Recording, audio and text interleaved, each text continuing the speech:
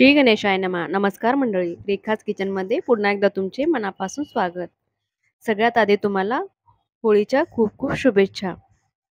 मोह, मत्सर, माया आणि वाईट विचारांचे या होळीमध्ये दहन हो आणि तुमचे आयुष्य हे सुंदर अशा विविध रंगांनी बहरून जाऊ, हीच बाप्पाच्या चरणी प्रार्थना. चला तर मग सुरू करूयात रेसिपीला.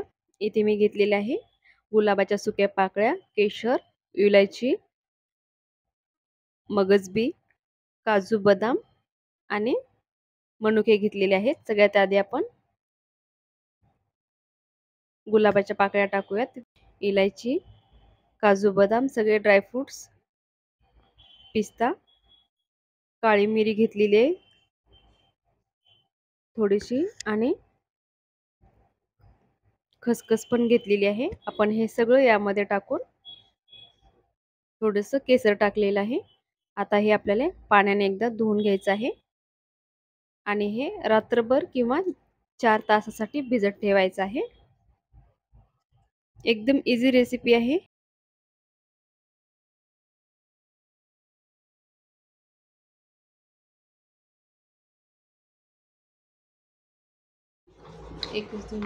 आता आपण हे पाणी टाकून असं भिजत ठेवूयात.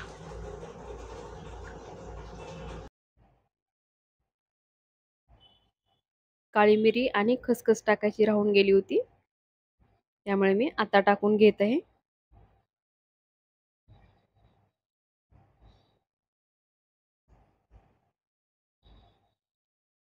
आता आपल्याला हे 4 तासासाठी किंवा रात्रभर भिजत ठेवायचे आहेत. तुम्ही बघू शकता 4 तासानंतर सगळे ड्रायफ्रुट्स आणि सगळे जिन्नस आपले भिजलेले आहेत. आता आपण हे मिक्सरच्या भांड्यामध्ये वाटून घेणार आहोत.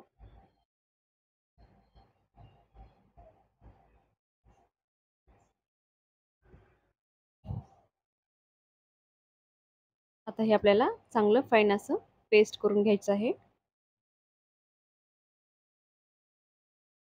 हे बघा अशा प्रकारे.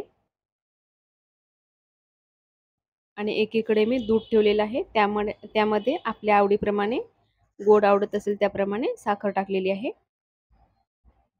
आता मी सध्या थोडंच एकच ग्लास करून दाखवत आहे, कारण मी हे उद्यासाठी मसाला बनवलेला आहे. आता आपण जो मसाला बनवलेला आहे तो टाकूयात.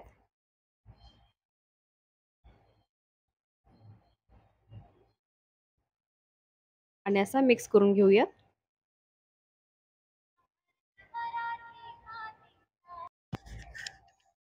आता हे आपण एका ग्लासमध्ये काढून घेऊयात.